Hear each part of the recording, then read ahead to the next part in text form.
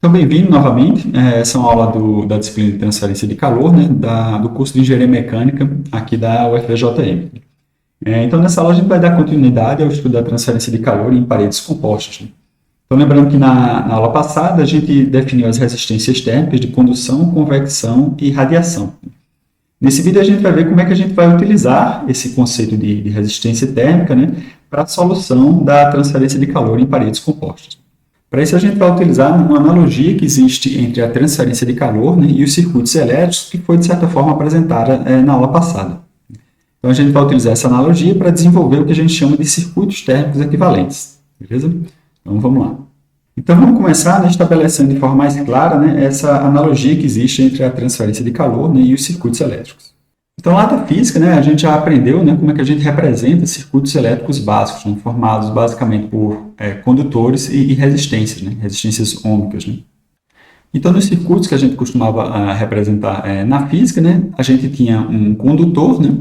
Esse condutor, naturalmente, ele apresenta uma resistência elétrica, a passagem de corrente, né, e na medida que a gente estabelecia nesse condutor uma diferença de potencial, a gente era capaz de observar uma corrente fluindo através desse condutor. E aí, como é que a gente trabalhava, né, com esse tipo de circuito? Né? Nesses circuitos, a gente utilizava a lei de Ohm, né, tanto para determinar a diferença de potencial e resistência, mas principalmente para determinar a corrente que fluía através desse condutor. Então, no nosso caso, né, da transferência de calor, o que a gente vai tentar identificar nos nossos problemas é exatamente essa estrutura básica aqui, de diferença de potencial e resistência. Então, na transferência de calor, inicialmente, a gente vai buscar uma diferença de potencial, que no nosso caso é exatamente a diferença de temperatura que vai produzir aquela transferência de calor. Essa diferença de temperatura ela tem que ser estabelecida, né, através de um meio. Esse meio pode ser um fluido ou um sólido estacionário, né, no caso da condução de calor, pode ser um fluido em movimento, no caso da convecção, ou o próprio ambiente, ou no caso de radiação, né, ele pode ser inclusive o próprio vácuo. Esse meio, então, ele vai apresentar uma resistência térmica, né, que são as resistências à condução, radiação e convecção, que a gente viu na aula passada. Né? E uma vez, então, que a gente tem um meio submetido a uma diferença de temperatura, né, a gente vai conseguir identificar, então, uma transferência de calor, ou seja, uma taxa de transferência de calor, né, fluindo da temperatura mais alta para a temperatura mais baixa. E aí, então, uma vez identificada essa estrutura básica de um circuito elétrico, a gente vai poder trabalhar nesse tipo de circuito, né, utilizando a equação análoga também à lei de Ohm. Né? Então, enquanto na lei de Ohm a gente conseguia determinar a corrente do circuito pela razão da diferença de potencial e a resistência elétrica, no nosso circuito térmico equivalente, a gente vai conseguir calcular a taxa de transferência de calor pela razão entre a diferença de temperatura sobre a resistência térmica. E aí, então, vai ser com essa estrutura básica que a gente vai observar um problema de transferência de calor, né, e conseguir montar o que a gente chama de circuito térmico, que vai representar os processos de transferência de calor nesse problema. E aí, para resolver ou trabalhar com esse circuito elétrico, a gente vai conseguir utilizar as mesmas ferramentas que a gente resolvia lá os circuitos elétricos. Ou seja, a gente vai poder associar resistências em série, resistências em paralelo, vai observar divisão de corrente, tendo sempre como base essa analogia, né, que a taxa de transferência de calor vai ser análoga à corrente de um circuito elétrico, a diferença de temperatura à diferença de potencial e a resistência térmica à resistência elétrica. Então, vamos ver agora como é que a gente monta um circuito elétrico, começando do caso mais simples, seria a condução de calor em uma parede plana com temperaturas definidas nas duas superfícies. Normalmente, a montagem do circuito ele ocorre por inspeção, ou seja, você vai observar o problema e partir para a montagem do circuito térmico. Mas eu vou apresentar aqui um roteiro simples, né, que a gente pode seguir para auxiliar a gente na montagem desses circuitos térmicos. Então, inicialmente, a gente pode começar a montagem de um circuito térmico definindo ou identificando o potencial motriz. Ou seja, qual é a diferença de temperatura, né, que está produzindo aquela transferência de calor. Né? Normalmente, você vai identificar essa diferença de temperatura observando os extremos do seu problema.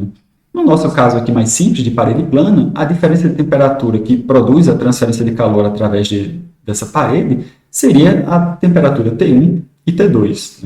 Então, esse é o nosso potencial motriz aqui.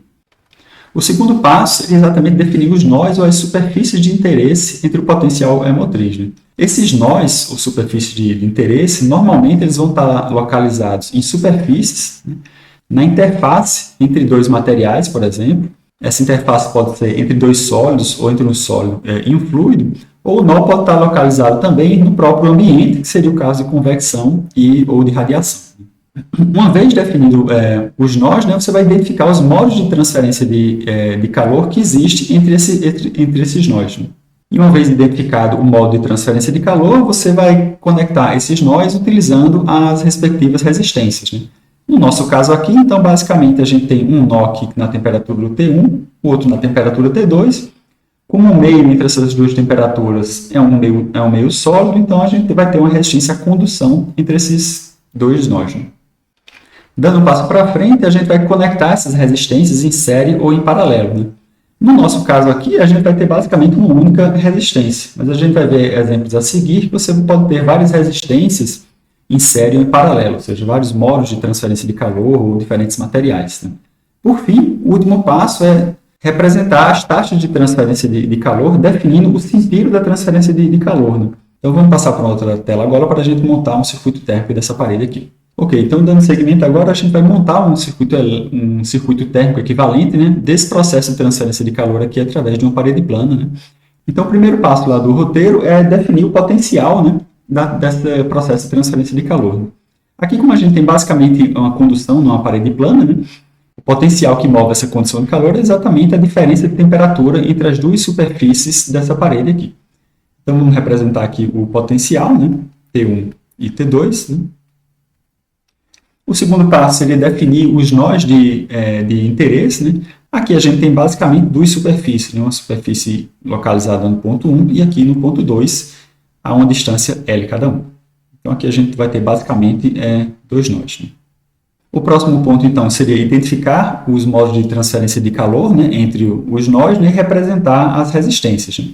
Aqui, então, como a gente tem um meio estacionário, né, nesse caso um sólido, o nosso modo de transferência de calor ele só pode ser a condução. Como a gente já viu, né? Então essa resistência de calor vai ser igual à espessura da parede, a espessura L dessa parede, condutividade térmica da parede e a área perpendicular a essa taxa de transferência de calor. Né? No nosso caso aqui, essa área perpendicular é exatamente essa área aqui. O próximo passo seria identificar resistências em série ou em paralelo, mas nesse caso aqui a gente tem basicamente uma única resistência, então não cabe esse passo aqui. E, por último, a gente deve identificar o sentido da representar os fluxos ou as taxas de transferência de calor. Se a gente conhecesse aqui as temperaturas, né, a gente já ia representar essa taxa de transferência de calor sempre apontando da maior temperatura para a menor temperatura. Né? Uma vez que a gente não conhece, a gente pode assumir qualquer sentido aqui.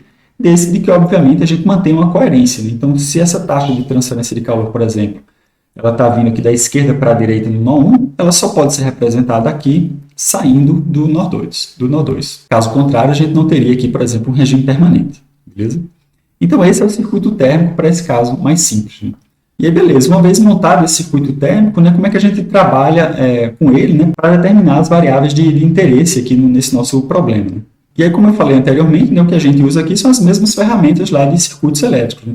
Então, por exemplo, aqui a gente já pode escrever uma equação para o cálculo dessa taxa, como a taxa sendo igual a T1, a diferença de temperatura T1 menos T2. Aqui é muito importante a gente saber como representar esse potencial. Né? Esse potencial aqui ele vai ser representado sempre no sentido que você colocou essa taxa de transferência de calor, ok? Então, se esse calor está sendo conduzido aqui do ponto 1 para o ponto 2, você tem que representar essa diferença de potencial como T1 menos T2, ok? E essa diferença de potencial, então, vai ser dividido pela resistência, nesse caso aqui, a resistência à condução de calor. Então, essa é a equação que a gente consegue derivar a partir desse circuito térmico mais simples aqui. E agora vamos dar uma olhada em alguns outros exemplos, né, e montar os circuitos térmicos equivalentes. Ok, então o próximo exemplo que a gente tem aqui é de uma parede composta, né, que a gente falou tanto ao longo desses vídeos. Né? Então, a gente observa que isso aqui é uma parede composta, né, porque ela é formada por dois materiais. Né? Então, vamos lá. Primeiro passo, identificar o potencial de transferência de calor. Né? Então, nesse caso aqui, a gente tem uma parede composta com temperatura definida nas superfícies. Né? Superfície 1, 2 e superfície 3. Né? Então, nesse caso, o que está produzindo essa transferência de calor aqui tem que ser uma diferença de temperatura entre a superfície 1 e a superfície 3. Então, o nosso potencial aqui é a temperatura no ponto 1 e a temperatura no ponto, ou na superfície 3, desculpa. O próximo passo, então, seria definir os nós de interesse, né, entre esse potencial aqui, 1 e 3, né? E aí, como eu já comentei, né, a gente consegue identificar esses nós de interesse, né, em superfícies ou na interface, por exemplo, de dois materiais. Então, no meio, entre 1 e 3, a gente tem aqui um nó de interesse, que seria a temperatura dessa interface. Próximo passo, então, identificação dos modos de transferência de calor e representação das resistências, né? Então, entre o nó 1 e o nó 2, a gente tem um sólido, ou seja, um meio estacionário, então, naturalmente, uma resistência aqui à condução de calor. No nosso segundo material aqui, da mesma forma, a gente tem um meio estacionário, ou seja, um sólido, então a gente vai ter uma resistência aqui à condução de calor. O próximo passo seria observar se a gente tem algum tipo de resistência em série ou em paralelo que a gente consiga combinar, né? Aqui a gente observa que a gente tem o caso de uma resistência em série. E aí, por fim, a gente tem a identificação e a representação das taxas de transferência de calor.